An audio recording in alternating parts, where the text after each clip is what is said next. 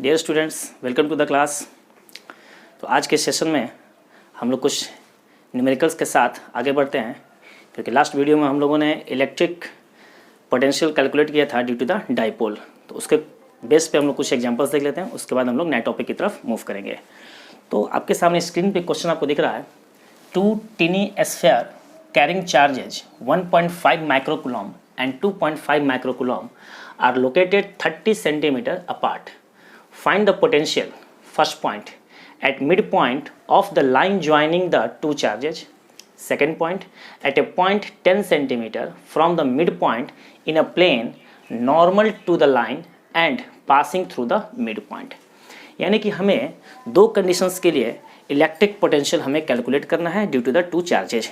Charge का value क्या दिया हुआ है, one charge is 1.5 microcoulomb and the second charge is 2.5 microcoulomb and the separation between this two charges is given by 30 centimetre. यानी this two charges are separated by a distance of 30 centimetre. Okay, first point पे आपको calculate करना है at mid point of the line joining the two charges, and the second at a point 10 centimetre from the mid point in a plane normal to the line and passing through the mid point. जैसा कि हम लोगों ने last video में देखा था electric dipole की वजह से, तो ये आपको जो केस फर्स्ट जो है वो किसको इंडिकेट कर रहा है, एक्सियल के लिए, यानी थीटा इक्वल टू 0 का केस। केस सेकंड जो है वो किसको इंडिकेट कर रहा है, दैट इज द इक्वेटोरियल, यानी कि थीटा इक्वल टू 90 डिग्री का केस। ठीक है, तो यहाँ पे लेकिन केस क्या है कि वो डाइपोल था और यहाँ पे क्या आपका दोनों जो चार्ज है वो आपका पॉजिटिव चार्जेज ही है, तो हम इसको डाइपोल तो नहीं कहेंगे, लेकिन हाँ सिमिलर हम कह सकते हैं कि जो कंडीशन है एक्सियल और उसका क्या बोलते हैं आपको इक्वेटोरियल का, वो तो आपका सिमिलर कंडीशन है, क्योंकि मिड पॉइंट्स वो भी आपका पास करता है और एक्सियल में क्या होता है, बिल्कुल एक लाइन पे होता है, लाइन ज्वाइनिंग। ठीक है, तो वही केस हम लोग कहते हैं। तो फर्स्ट केस हम लोग लेके मूव करते हैं इसको। देखिए पहले सबसे पहले डायग्राम प्लॉट कीजिए। तो ये आपका फर्स्ट केस के लिए मैं प्लॉट कर रहा हूँ, या इसको ऐसा करते हैं कि यहाँ पे प्लॉट करते हैं फर्स्ट केस दिस। ये आपका चार्ज हो गया 1.5 माइक्रोकूलम और ये हो गया आपका 2.5 माइक्रोकूलम, और जो सेपरेट ये लाइन आप ज्वाइन कर दीजिए इसको, दिस इज द, ठीक है, ये आपका Q1 और ये आपका हो गया Q2। दोनों के बीच का सेपरेशन जो है वो कितना दिया हुआ है, दिस इज द 30 सेंटीमीटर। कितना दिया आपका 30 सेंटीमीटर। तो फर्स्ट केस में आपको कहाँ पे फाइंड आउट करना है, मिड पॉइंट पे। Mid point the line joining the two charges, line joining the to charge, ये लाइन हो गया। अब इस लाइन के मिड पॉइंट पे, तो पॉइंट आप मिड ले लीजिए, दिस इज पॉइंट O, यानी कि फर्स्ट में आपको O पॉइंट पे कैलकुलेट करना है। तो फिर से देखिए यहाँ पे सिस्टम ऑफ टू चार्जेस कह सकते हैं, Q1 एंड Q2। तो कौन सा थ्योरम लगेगा आपका, प्रिंसिपल ऑफ सुपरपोजिशन, यानी 1 by 1 आप चार्ज की वजह से आप पोटेंशियल यहाँ पे कैलकुलेट कीजिए और उसके बाद क्या करना है, आपको दोनों को ऐड कर देना है। ठीक है, तो फर्स्ट केस हम लोग लेते हैं। तो first let O be the, और यहाँ पे नेमिंग कर दीजिए आप point A and point B, थोड़ा सा इजी रहेगा। Let O be the mid point, let O be the mid point of AB। तो OA is equal to OB is equal to कितना हो जाएगा आपका 30 सेंटीमीटर, तो क्या हो जाएगा, हाफ हो जाएगा, यानी कि 15 सेंटीमीटर। ये आपका हो गया डिस्टेंस। ठीक है, तो अब हम क्या लिखेंगे, potential at O due to 1.5 microcoulomb charge is, क्या हो जाएगा आपका, V1 is equal to 1/4 pi epsilon nought. Charge आपका हो गया 1.5 माइक्रो, इसको कन्वर्ट करेंगे तो 10⁻⁻⁻⁶ डिवाइडेड बाय डिस्टेंस कितना हो गया, इस चार्ज से इस पॉइंट का डिस्टेंस 15 सेंटीमीटर, यानी कि यहाँ पे क्या लिखेंगे 15 इंटू 10⁻⁻²। क्यों ऐसा कि हमने SI यूनिट डिस्टेंस क्या होता है आपका, मीटर, सेंटीमीटर में दिया होता है, इसको हमने कन्वर्ट किया। अब इसको जो है हम लोग, इसका वैल्यू क्या होता है आपका 1/4 pi epsilon nought, this is equal to 9 into 10⁻⁹। अब देखिए पावर हम लोग सॉल्व करते हैं, यहाँ 15 यहाँ पे 1.5 है, देखा जाता है इसको सॉल्व करने पर 10⁻⁻1 आएगा। ठीक है, 10⁻⁻1 -1 और -6 -7, ये +2 हो जाएगा, तो कितना बचेगा 10⁻⁻7 +2 10⁻⁻5। तो ये आपका हो गया 10⁻⁻5। इसका वैल्यू हो गया 9 इंटू 10⁻⁹। इसको जब सॉल्व करेंगे ये 0.1 टाइम्स में जाएगा, 0.1 का मतलब होगा 10⁻⁻1, तो 10⁻⁻1 और -6 10⁻⁷, ये ऊपर जाएगा 10⁻⁻7 और +2 करेंगे तो 10⁻⁻5 वोल्ट। ये आपका आ गया V1 का वैल्यू। उसी तरीके से हम लोग कैलकुलेट करेंगे potential at O due to 2.5 microcoulomb as, यानी इस चार्ज की वजह से, इसकी वजह से यहाँ potential formula V2 equal to क्या हो जाएगा 1/4 पाई एप्सिलॉन नॉट 2.5 इंटू 10⁻⁻⁻⁶, क्योंकि माइक्रो में है, डिस्टेंस वही रह जाएगा आपका 15 इंटू 10⁻⁻²। इसको सॉल्व करेंगे हम लोग, तो दिस इज इक्वल टू, ये आपका क्या हो जाएगा 9, तो 9 इंटू 10⁻⁹, ये 15 है, इसको हम लोग कट करेंगे यहाँ से, तो कितना बन जाएगा, ये दिस इज इक्वल टू हो जाएगा 3 और ये हो जाएगा आपका 0.5। अब इसको सॉल्व करते हैं अगर हम लोग, तो यहाँ से देखिए -6 और ये -7 हो जाएगा, -7 और ये आपका 10⁻⁻⁵, तो 5/3 को हम क्या लिख सकते हैं, तो यहाँ पे ऐसा करते हैं, इसको लिखते हैं 5/3 और इंटू 10⁻⁻, ये आपका हो गया -5। दिस इज इक्वल टू 3 से 3 टाइम्स, यानी 5 इंटू 3 15 इंटू 10⁻⁴ वोल्ट, तो ये आपका आ गया। और यहाँ से इसको भी हम लोग सॉल्व करते हैं, यहीं पे सिंप्लीफाई कर देते हैं, तो 9 इंटू 10⁻⁴ वोल्ट, दोनों को ऐड कर देंगे, तो देयरफॉर नेट पोटेंशियल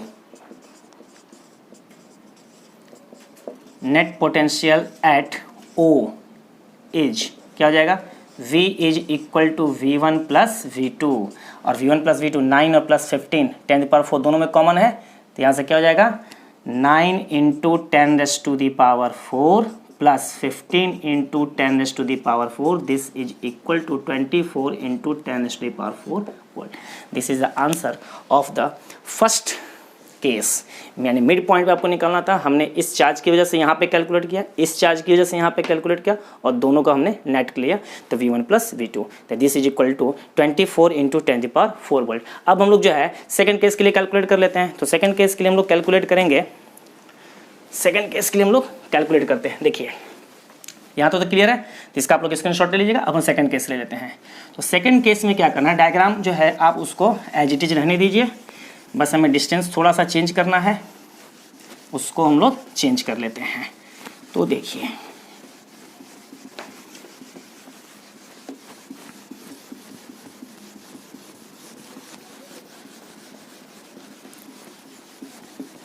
अब देखिए, अब इसको जो है हम लोग, हमें क्या निकालना, at a point 10 centimetre from the mid point in a plane, mid point से आपको यहाँ पे, तो ये आप मान लीजिए कि यहाँ पे ये पॉइंट आपका आ गया, this is the P point, यानी इस P पॉइंट पे, और ये डिस्टेंस आपका कितना दिया हुआ है 10 सेंटीमीटर डिस्टेंस पे। तो P पॉइंट पे जब आपको कैलकुलेट करना है, क्योंकि कह रहे हैं यहाँ से ना 10 centimetre from the mid point in a plane, normal का मतलब क्या होता है, perpendicular to the line and passing through the mid point, यहाँ से पास कर रहा है, तो इस पॉइंट पे आपको कैलकुलेट करना है इसकी वजह से और इसकी वजह से। तो इसकी वजह से पोटेंशियल चाहिए इस पॉइंट पे, तो हमको ये डिस्टेंस चाहिए, तो हम क्या करेंगे, यहाँ पे इसको हम लोग एक डॉटेड लाइन यहाँ पे ड्रॉ कर लेते हैं, और इसके लिए भी डिस्टेंस चाहिए।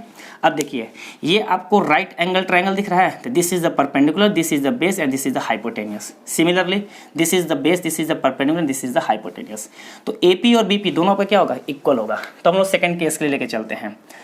Second case AP is equal to BP is equal to, तो हाइपोटेनियस का फॉर्मूला हमने पढ़ रखा है, क्या होता है, perpendicular square plus base square and square root.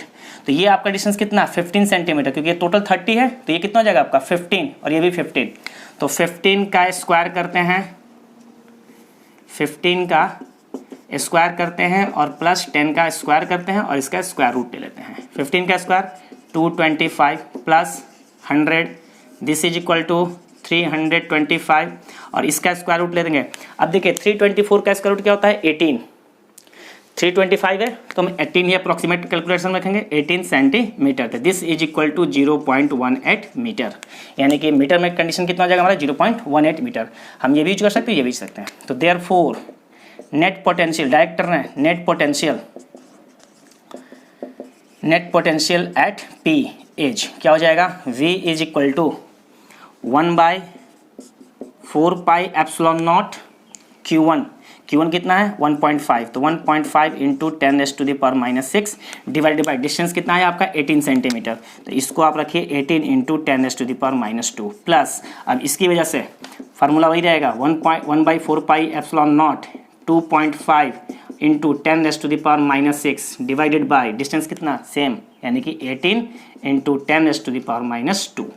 अब देखिए यहाँ से कॉमन क्या रहा है 1/4 pi epsilon not, 1/4 pi epsilon not 10⁻⁻�6, ये पूरा आपका कॉमन आ जाएगा। तो देखिए इसका वैल्यू हम लिखेंगे क्या 9 × 10⁻9, दोनों से कॉमन ले लिया।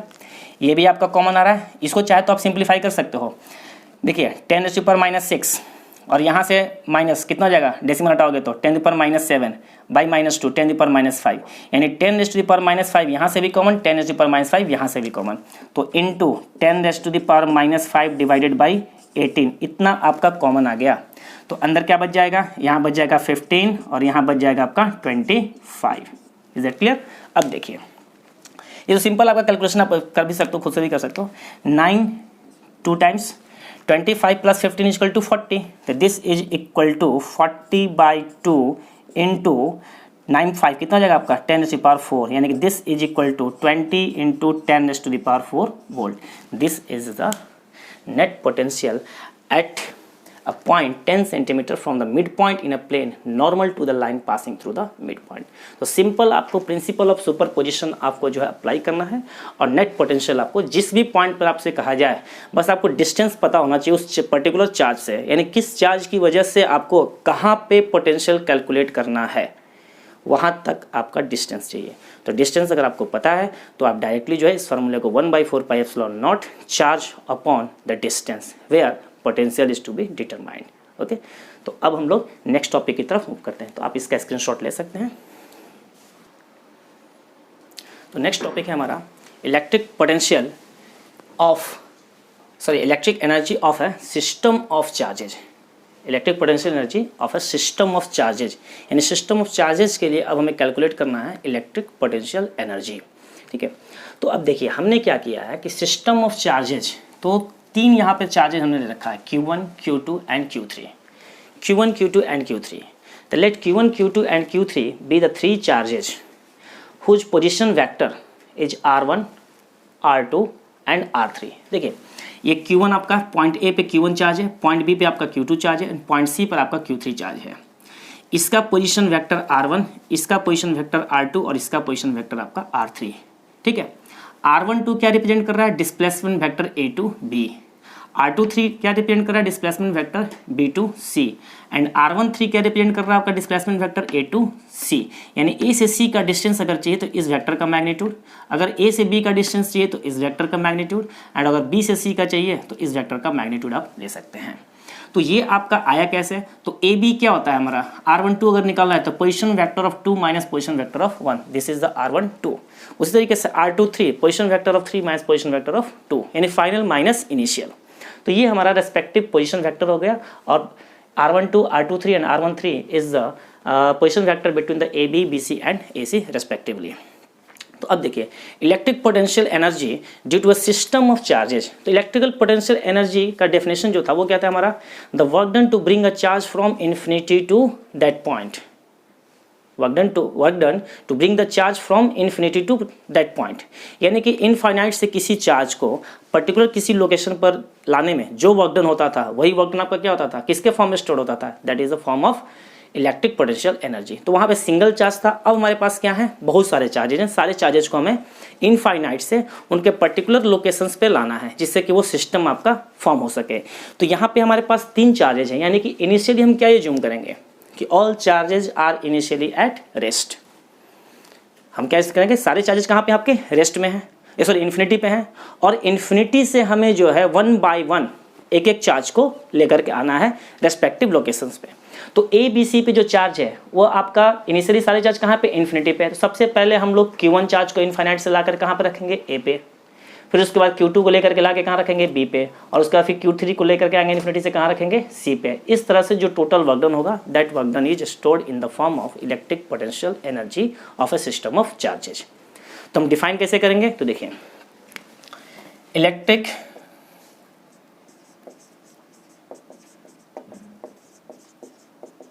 potential energy of system of charges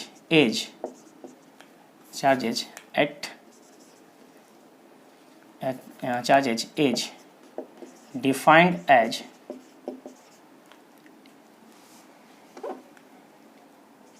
defined as the total work done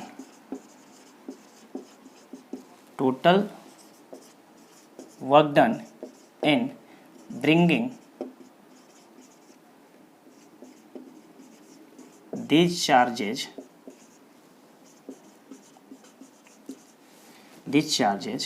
from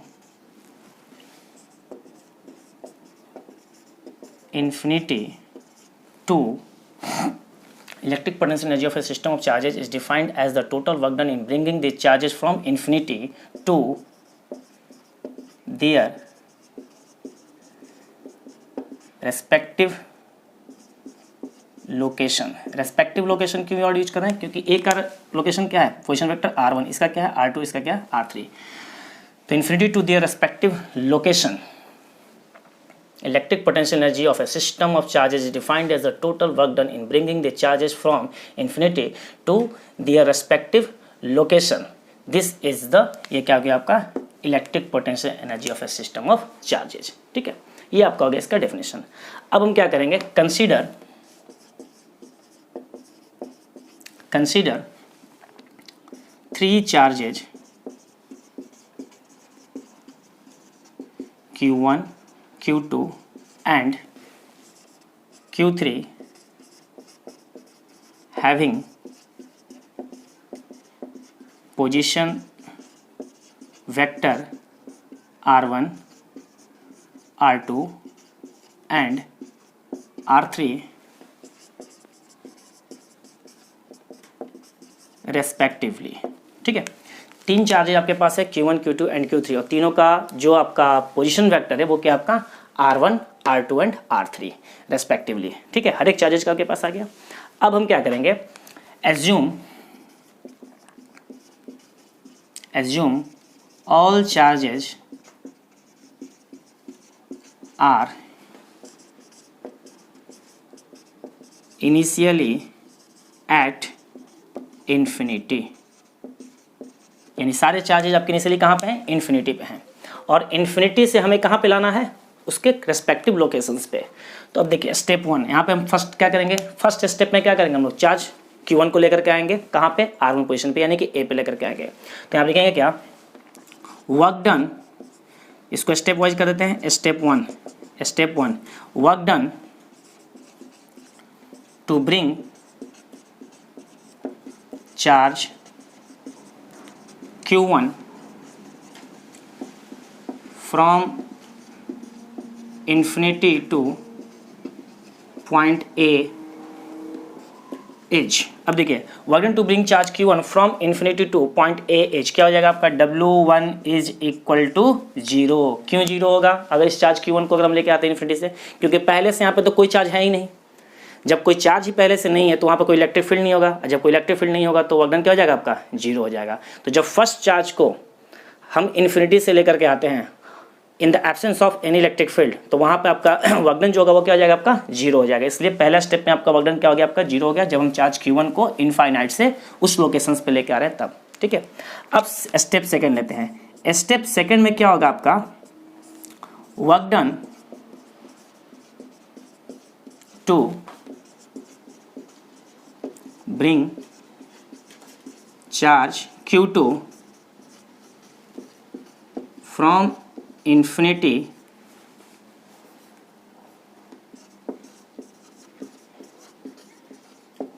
point B H। अब हम जो है चार्ज Q2 को हम कहाँ पे लेकर आ रहे हैं? पॉइंट B पे लेके आएंगे। अब जरा देखिए, जब हम चार्ज Q2 को B पर लेकर के आएंगे तो अब तो यहाँ पे इसकी वजह से इलेक्ट्रिक फील्ड तो होगा, क्योंकि पहले Q1 के केस में क्या था? कोई चार्ज नहीं था। लेकिन जब Q2 को लेकर के आएंगे तो अब तो वहाँ पे एक चार्ज आपका उसका तो फील्ड होगा ना इस पॉइंट पे, क्योंकि Q1 आपका चार्ज पहले से है उस रीजन में, तो उसकी वजह से यहाँ पे फील्ड होगा। तो हम लोगों ने क्या पढ़ा था? Potential is equal to work done per unit charge. Potential is equal to क्या पढ़ा था हमने? पोटेंशियल इज इक्वल टू, यहाँ पे मैं लिख रहा हूँ, यहाँ पे देखिए पोटेंशियल इज इक्वल टू क्या था आपका? Work done per unit charge, ये था ना फार्मूला। तो work done is equal to जब कैलकुलेट करना होगा तो ये मल्टीप्लाई हो जाएगा, यानी W इज इक्वल टू क्या हो जाएगा? Q इंटू V, यानी work done is equal to क्या हो जाएगा? Q। कौन सा Q? जिस चार्ज को हम लेके आ रहे हैं। कौन सा चार्ज को लेके आ रहे हैं? Q2 को, इनटू पोटेंशियल। पोटेंशियल किसकी वजह से? तो अब यहाँ पे पोटेंशियल किसकी वजह से निकलेगा? Q1 की वजह से, क्योंकि Q1 चार्ज पहले से वहाँ पे अवेलेबल है।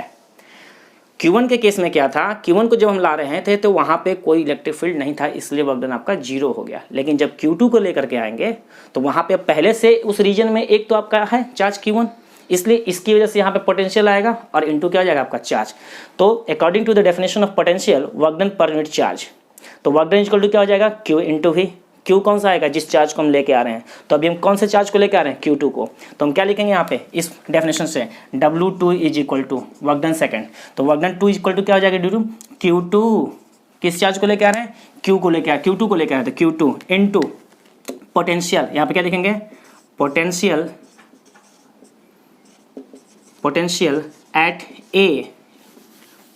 Eight A due to charge Q1। यहाँ पे बिल्कुल क्लियर लिखा हुआ है W2 is equal to work done क्या हो जाएगा Q2, जिस चार्ज को हम लेके आ रहे हैं Q2 इनटू किसकी वजह से पोटेंशियल इस पॉइंट पर, तो पोटेंशियल एट ए नहीं होगा, एट बी होगा यहाँ पे, potential at B due to charge Q1, यानी बी पॉइंट पर पोटेंशियल किसकी वजह से, Q1 की वजह से। तो फॉर्मूला हमारे पास क्या है, Q2 ये हो गया। अब इसकी वजह से सिंगल चार्ज की वजह से किसी पॉइंट पर पोटेंशियल का फॉर्मूला क्या था, 1/4 pi epsilon nought Q1 by distance. तो ए से बी का डिस्टेंस कितना अभी हम बताए थे, R12 वेक्टर फॉर्म है, उसका मैग्नीट्यूड क्या हो जाएगा R12। तो this is the work done for second charge, यानी Q2 को जब इन्फिनिटी से इस लोकेशन पर लेकर के आएंगे तो वर्क डन कितना हो जाएगा, W2 equal to Q2 into 1/4 pi epsilon nought Q1 by R12। अब इस तरीके से जो है हम लोग स्टेप थर्ड कैलकुलेट करेंगे, किसके लिए, अब Q3 को लेकर के आएंगे, ठीक है ना। तो अब देखिए जब Q3 को लेकर के आएंगे इन्फिनिटी से, तो अब तो भाई देखिए वहाँ पे दो चार्ज अवेलेबल है, Q1 भी आ गया, Q1 तो पहले से ही था, अब Q2 भी आ गया। तो जब हम Q3 को जब हम उस लोकेशन पर लेकर के आएंगे तो अब हमारा जो वर्क डन होगा उस पॉइंट पर पोटेंशियल कितने हो जाएंगे, टोटल 2 पोटेंशियल होंगे, किसकी वजह से, एक Q1 की वजह से और एक आपका Q2 की वजह से, ठीक है। तो अब देखिए स्टेप थर्ड में, देखिए स्टेप थर्ड ये देखिए स्टेप थर्ड में क्या लिखेंगे, work done to bring charge, किसको लेके आ रहे हैं आप, Q3 को, charge Q3 from infinity to point C, क्योंकि Q3 को हमें कहाँ पे लेके आना है, C पर लेके आना है। तो जब Q3 को जब इन्फिनिटी से लेकर के आएंगे, इनफाइनाइट से यहाँ पे लेके आएंगे, तो अब इस पॉइंट पे इन दो चार्ज की वजह से पोटेंशियल, Q1 की वजह से पोटेंशियल एंड Q2 की वजह से पोटेंशियल, ठीक है। तो इसका फॉर्मूला क्या हो जाएगा, W3 is equal to Q3 और into potential at C due to Q1 and Q2, ठीक है। Q3 into potential at C due to Q1 and Q2। तो अब हमारा W3 इक्वल टू क्या लिखेंगे हम लोग, Q3 इंटू, तो जब Q3 को लेकर के आएंगे तो फिर से आपका पोटेंशियल इन दोनों की वजह से, इसलिए यहाँ पे क्या लिखा हुआ है, Q3 into potential at C, इस पॉइंट पे पोटेंशियल किसकी वजह से, इस चार्ज की वजह से और इस चार्ज की वजह से, तो potential at C due to Q1 and Q2। तो फॉर्मूला क्या हो जाएगा, this is equal to Q3 और पोटेंशियल दोनों की वजह से निकालना है, तो 1/4 pi epsilon nought Q1 by, तो अब Q1 के लिए जब निकाल रहे हैं पोटेंशियल तो डिस्टेंस कितना आ जाएगा आपका R13, तो Q1 by R13 plus 1/4 pi epsilon not Q2 by, तो Q2 के लिए आपका डिस्प्लेसमेंट डिस्टेंस कितना हो जाएगा R23, तो दिस R23, ये आपका हो गया वर्क डन। तो W1 equal to 0, W2 equal to this and W3 equal to this. तो टोटल वर्क डन क्या हो जाएगा, तो therefore total work done to arrange, या टू फॉर्म कर देते हैं, to form the system of charge, to form the system of charge is, क्या लिखेंगे यहाँ पे, W is equal to W1 plus W2 plus W3, ये आपका आ गया टोटल वर्क डन। अब सबका वैल्यू हम लोग सब्स्टिट्यूट कर देते हैं, सबका वैल्यू हम लोग क्या करेंगे, यहाँ पे सब्स्टिट्यूट कर देंगे, तो टोटल हम लोग यहाँ पे सब्स्टिट्यूट करेंगे। तो अब देखिए अब आपका जो है फाइनल आपका एक्सप्रेशन आ जाएगा, और इसी तरीके से जो है हम लोग न्यूमेरिकल भी हम लोग जो है सॉल्व कर सकते हैं। Q1 Q2 का Q3 का वैल्यू दिया रहेगा, डिस्टेंस अगर दिया रहेगा तो this is equal to W1 क्या था आपका 0 प्लस W2 का वैल्यू ये है, तो क्या लिखेंगे यहाँ पे 1/4 pi epsilon nought Q1 into Q2 हो जाएगा, तो Q1 into Q2 by R12 plus, अब देखिए यहाँ से 1/4 पाई एप्सिलॉन नॉट कॉमन आ रहा है, तो 1/4 पाई एप्सिलॉन नॉट क्या हो जाएगा एक्सप्रेशन Q1 इंटू Q3, तो Q1 into Q3 by R13 plus Q2 into Q3 direct लिख सकते हैं Q2 into Q3 by R23।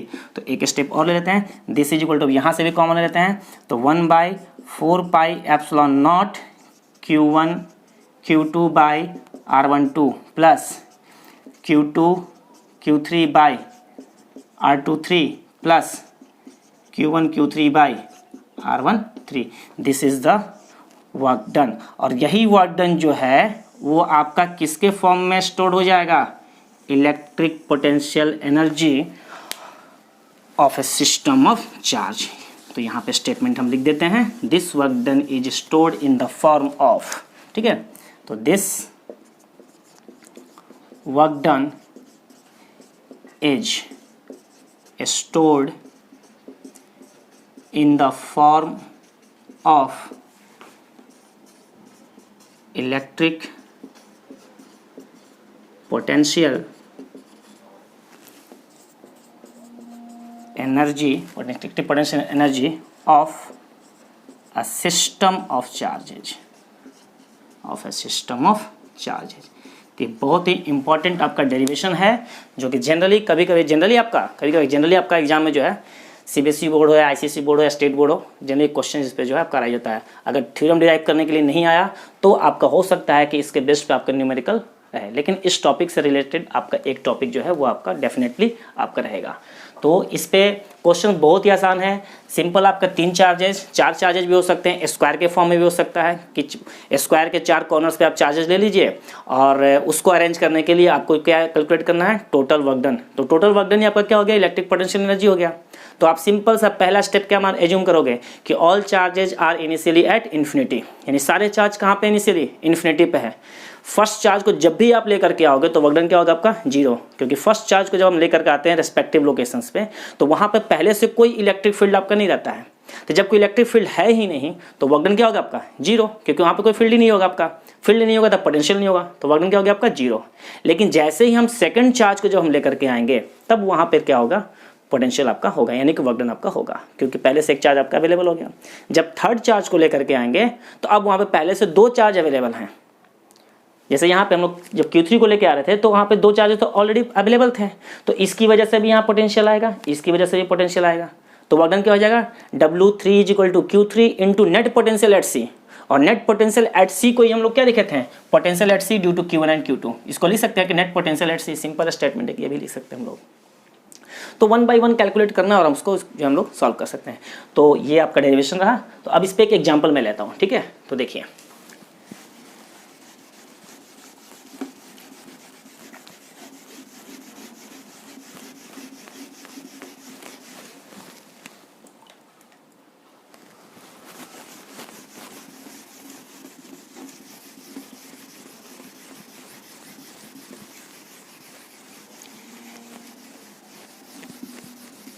Assume करते हैं हम लोग कि आपको एक ऐसा सिस्टम फॉर्म करना है, उसमें जो है आपका चार्जेज जो है इनिशियली तो आपके सारे चार्जेस कहाँ पे रहेंगे, इन्फिनिटी पे।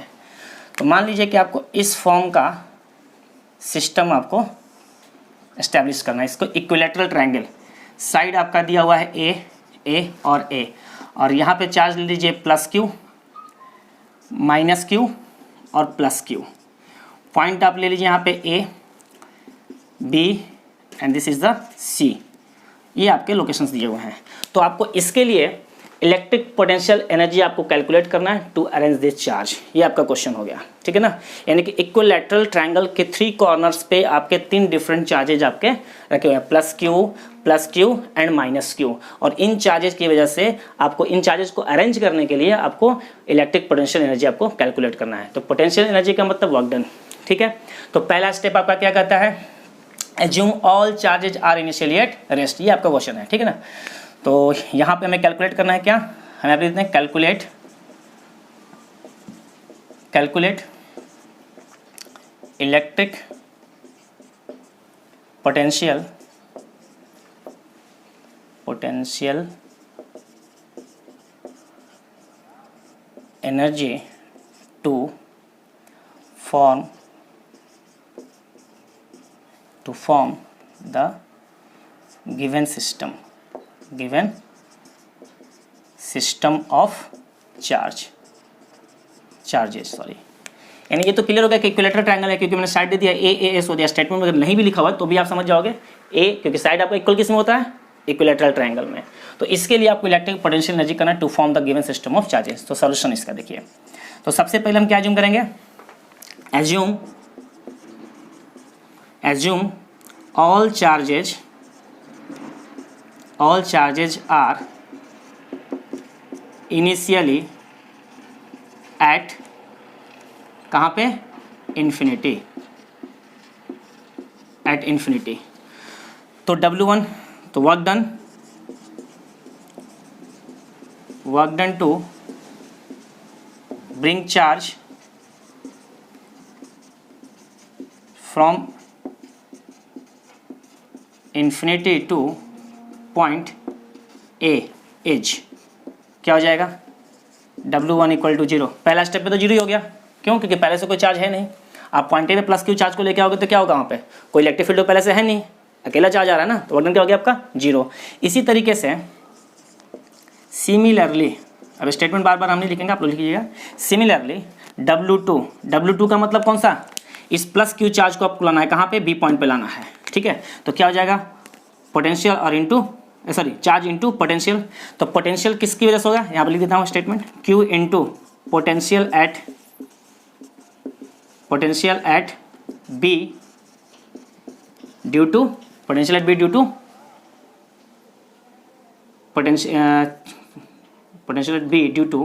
Plus Q A. यानी इससे पता चल जाएगा आपको कि किस चार्ज की बात हो रही है आपको यहाँ पे, ए वाले चार्ज की, यानी जो पॉइंट ए पे जो चार्ज है उसकी वजह से पोटेंशियल।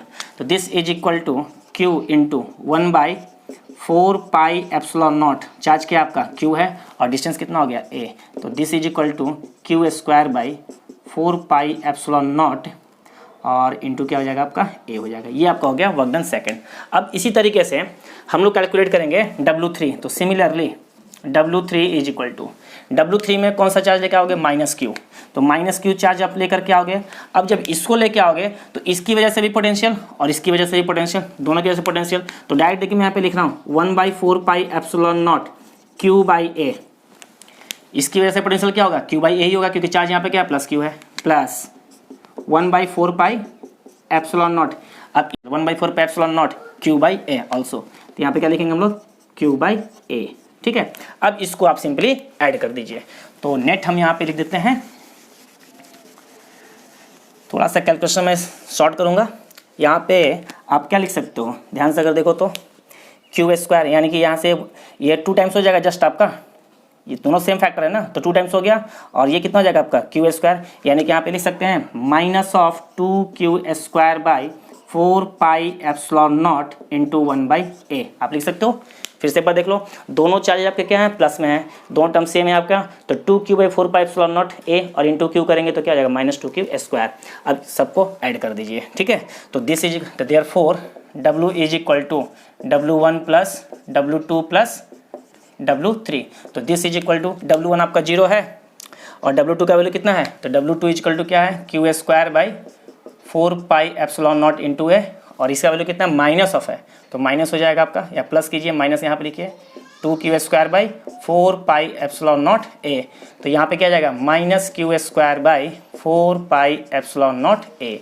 तो this is the total work done to arrange this system of charges. तो 1 by 1 पहले इसको लेके आए W1 0, इसको जब लेके आएंगे तो work done into Q into potential at this point due to this charge, and जब थर्ड को लेके आएंगे तो इन दोनों की वजह से लगेगा।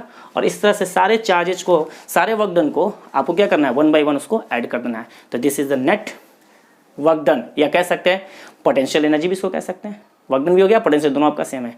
तो this is the net potential energy, या हम कह सकते हैं net work done to arrange this system of charges. तो आज का सेशन हम लोग यहीं पे एंड करते हैं, और इस थ्योरम के बेस पे जो है आप लोग इस टाइप के बहुत सारे स्क्वायर के लिए भी रहेगा, तो आप जो है न्यूमेरिकल आप इस पर ज़्यादा से ज़्यादा सॉल्व कर सकते हैं, और इसको आप लोग करने का कोशिश कीजिए। तो जो लोग वीडियो को पहली बार देख रहे हैं वो चैनल को सब्सक्राइब करें और लाइक भी करें, कमेंट दें। आज के लिए इतना ही।